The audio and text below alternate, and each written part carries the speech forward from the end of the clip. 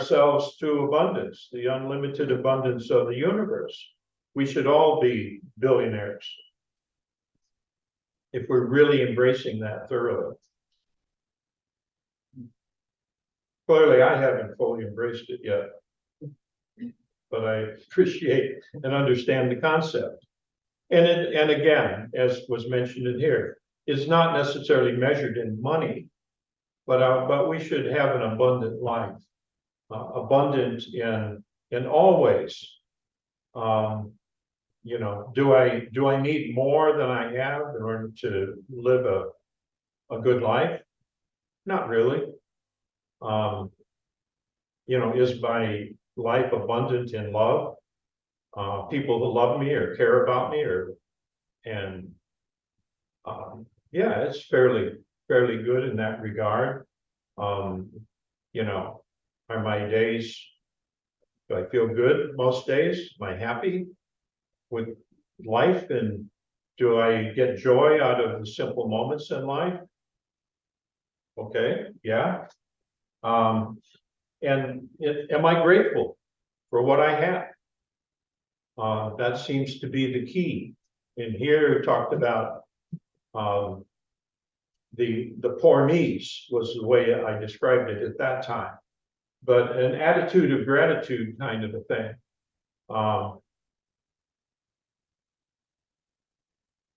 You know, is it I only have one slice of bread to eat, or is it, wow, I got a slice of bread to eat, you know? And the energy that we put into simple moments is key. And this kind of reminds me of that as the way I saw this 30 years ago, and the way I've come to see it today. And the power is again in the subtleties. You know, I keep saying that like a broken record, but it's in the subtleties. It's in the fine tuning that we're going to do, that we are doing, when it all finally comes together. Reverend Philip mentioned what Jesus could do, we can do. And I believe that. That is the power of his message to us, is to show us what our potential is. And what stands in the way of between us and that is all of the stuff within us. And you know, and I personally believe that we come in with with an agenda to work on something. And I don't think it's complicated. I think you could probably describe it as one thing that you get repeated experiences about. But it's probably going to be wrapped in our insecurities.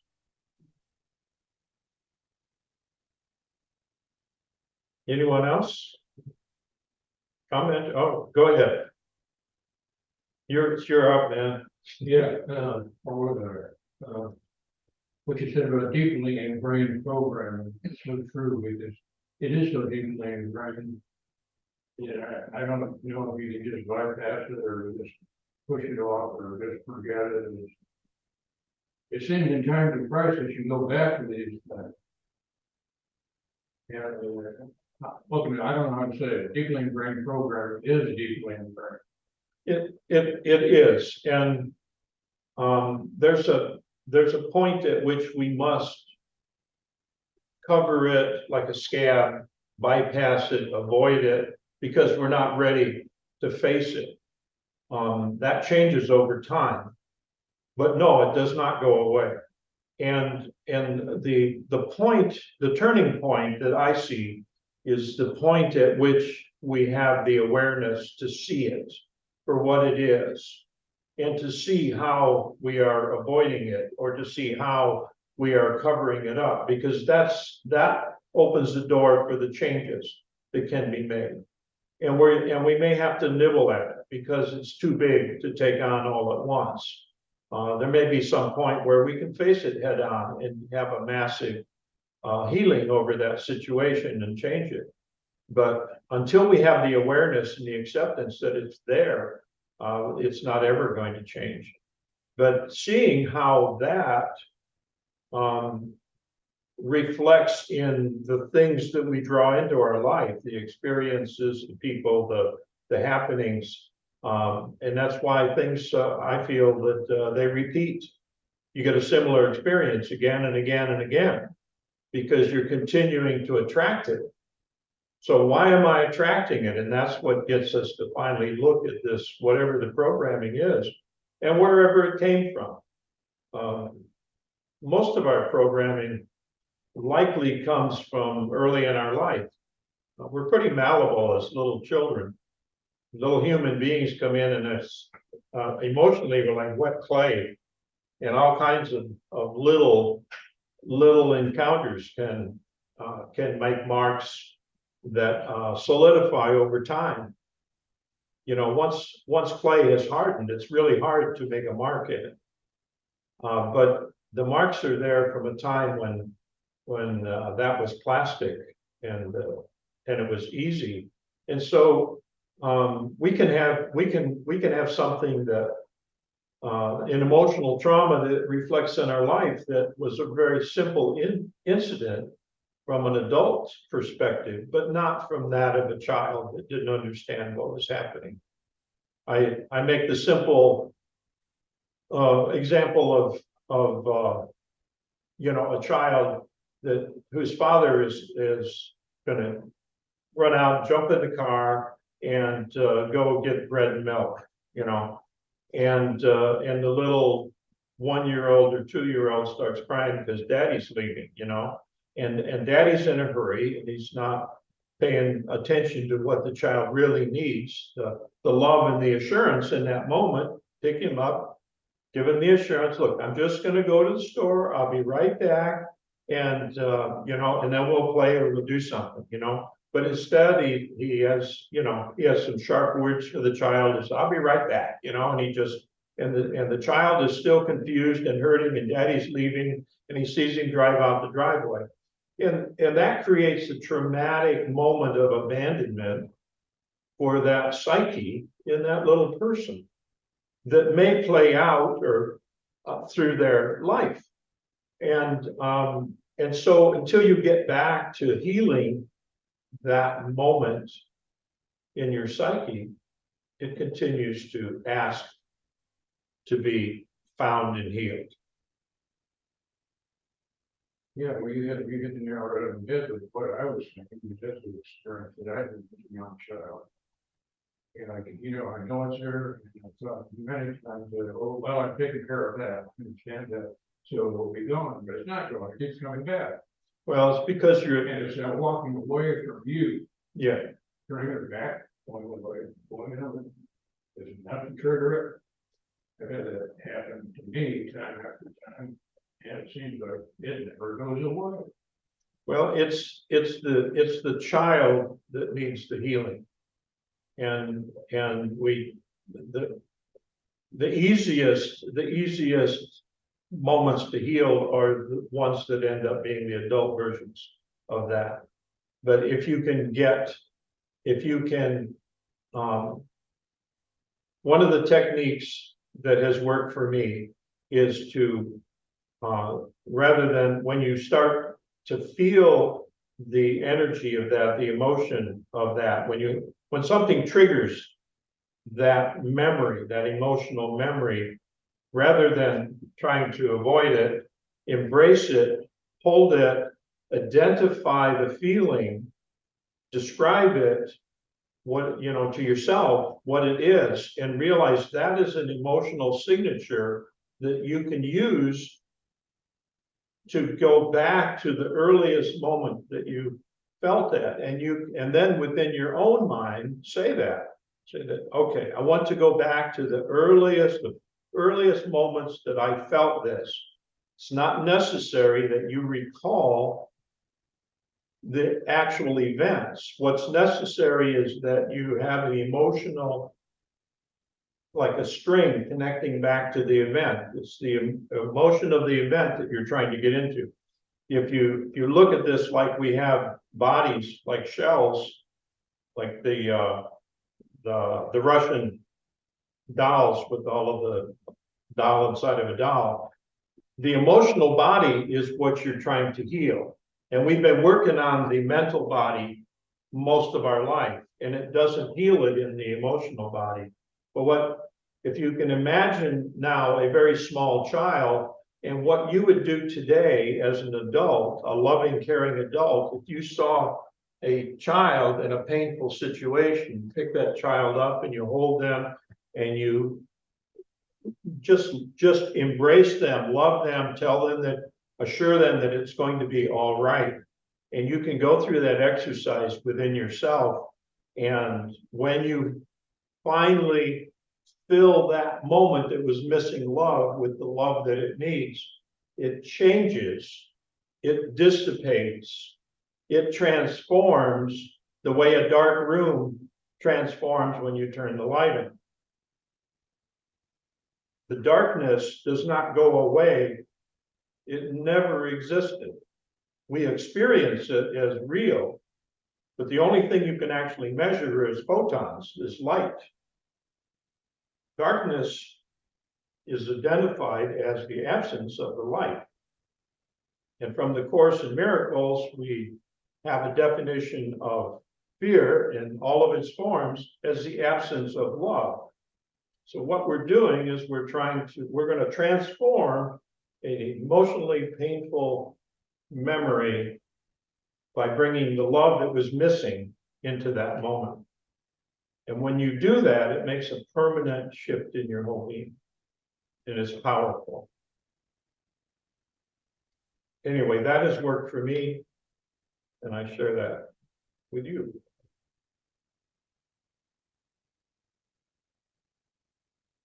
Any other questions or comments? I don't want to, I'm running long here. Well, just one thing, and then we'll start wrapping up. Reverend Thomas touched on two important things: emotion and understanding. And we are all emotion. When he was referring to the saying that it's more difficult for a rich man to enter the gates of heaven than it was for a poor man, that's the difference of emotion, which is the rich man. All you have to do is look at the headlines on Elon Musk, among others. There's your emotion there. They operate strictly on emotion, no reason. And then you have understanding. And in order to understand this emotion here, we have to apply reason to it. Compassion is where emotion and reason come together. And I get the impression that that's one of the things that you're trying to get across with that. Am I correct?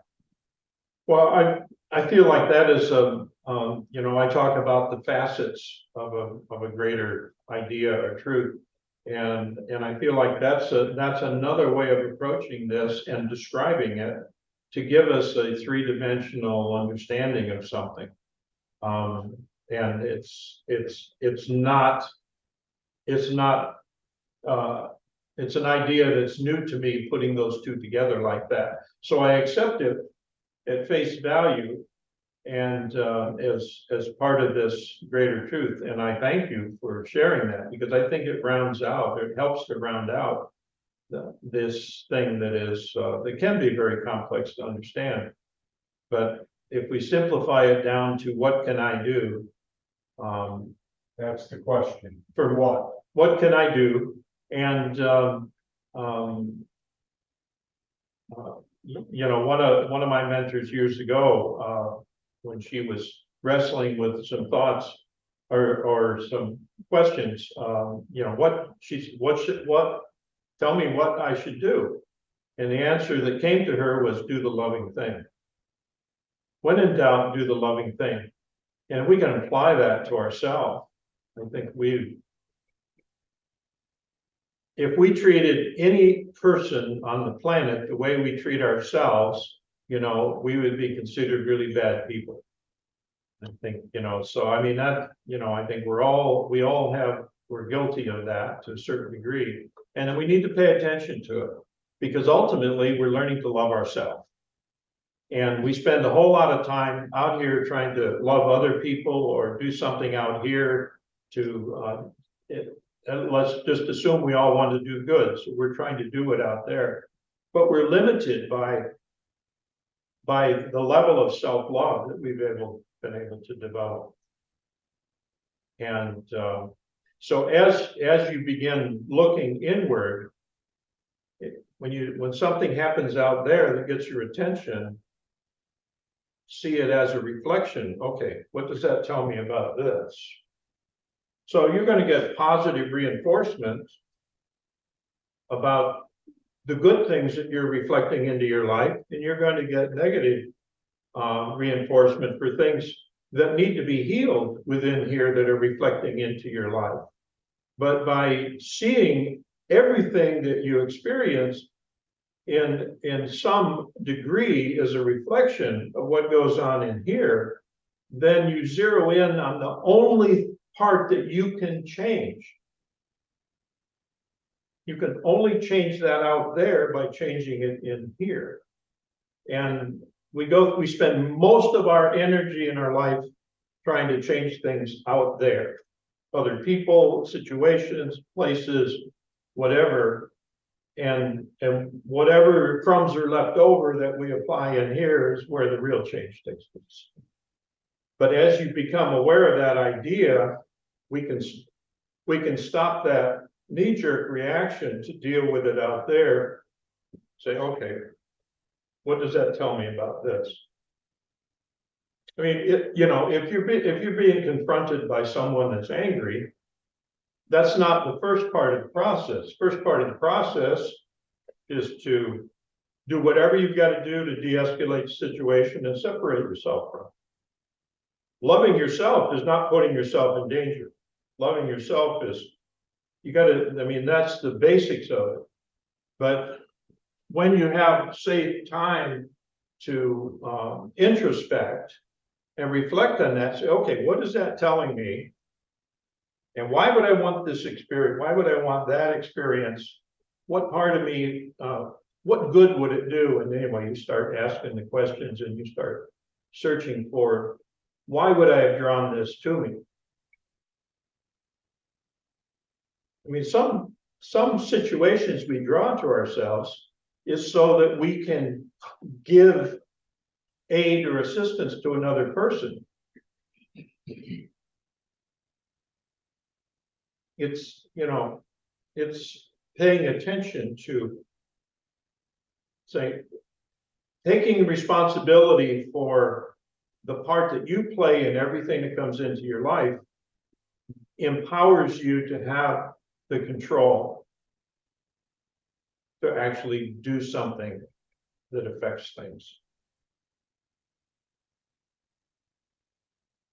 And it's more complex in one kind of situation. It's every kind of situation. And the purpose that the situation comes to us is going to vary as well. When you were talking about the rich man, and all of that, it reminded me of a conversation that we had yesterday or the day before that you were was telling me about. Have you heard about Jim Carrey lately? And I said, no. And he said, well, Jim Carrey has become very spiritual. And he's not going to do any more movies. And I knew, I obviously, famous people, their lives are splashed all over, and who knows what's real and what's real. But I remember some years back, he had a girlfriend for a long time, and they broke up, and she committed suicide. And that's a fact. And after that, I think he kind of, was out of the spotlight. Plus, he's also an artist. He paints. I know that too. But it's interesting, this transformation, because I remember one article and one thing I saw him do in his early years right after he became famous. Apparently for when he came to the US to start acting or was trying to get into acting or whatever, he put a piece of paper in his wallet. And he said, I'm gonna make, I believe it was something to the effect that I'm gonna make $1 million in 5 years. And you've probably heard this story. Yeah, I think it's actually more than that, but Or 5 million. it's like he wrote a check to himself. Exactly. Carried it in his Yes, wallet. yes, and in 5 years, it happened. He got, He did. I don't a remember movie. which movie it Yeah. was, but they gave him, Uh, that's what that would have Yes. got, he got a check for $5 million. So I guess my observation of all of this is that he always had all of this in him. He was like this before he became famous, and then being famous in its own right is a huge lesson in life, because I think it's such a great, I don't want to ever be famous, because I think it just ruins you. It's, and people are on your case and they're following you and all of it. Who wants to live like that? I couldn't live like that. So that was a lesson in itself. And then to have the situation where he was involved with this young woman who obviously had some mental problems and then couldn't handle them, and then to deal with her passing and all of it. So all of these things brought him to where he is today. And now he is saying, I'm not going to, I'm going to explore my spiritual life, is kind of what I'm thinking you were telling me, someone who got out of that. So it's just the life lessons and how to deal with all of those things, just like you said. So it just reminded me that we talked about this same situation yesterday, that just because you take these steps in life and you go from, he was poor, I think you said he lived in his car for a while. Mhm. And then, you come, when you have a mansion, I guess, and you're in life, you live life with all the beautiful people and all that comes with that. And then you realize that's probably not where I want to be either. And, just a whole life of lessons. You go from, here to here to here. Interesting, and he survived it. It could go in a way other way, and not survive it, and just be swallowed up by all of it, and say, and end your own life because you can't deal with all of it. So I kudos to him that he is learning about himself, and he's really, Well, the thing that I would point out to that is that it's the idea that we each come in for a particular experience. exactly. And that was the experience he was ready to come in for. It's not the experience you and I were ready to come in for. Yes. And we came into our own experience, and one is not more valid than the other. It is, but it's recognizing that we came here to have the experiences I'm having, and what can I learn from that? Yes. If spiritual growth is what we choose to do, and again, that's a choice. There's no requirement that you consciously involve with your spiritual growth. A lot of people come and live their life and don't appear to be consciously involved in that at all. We can never really know the deep insights of another person.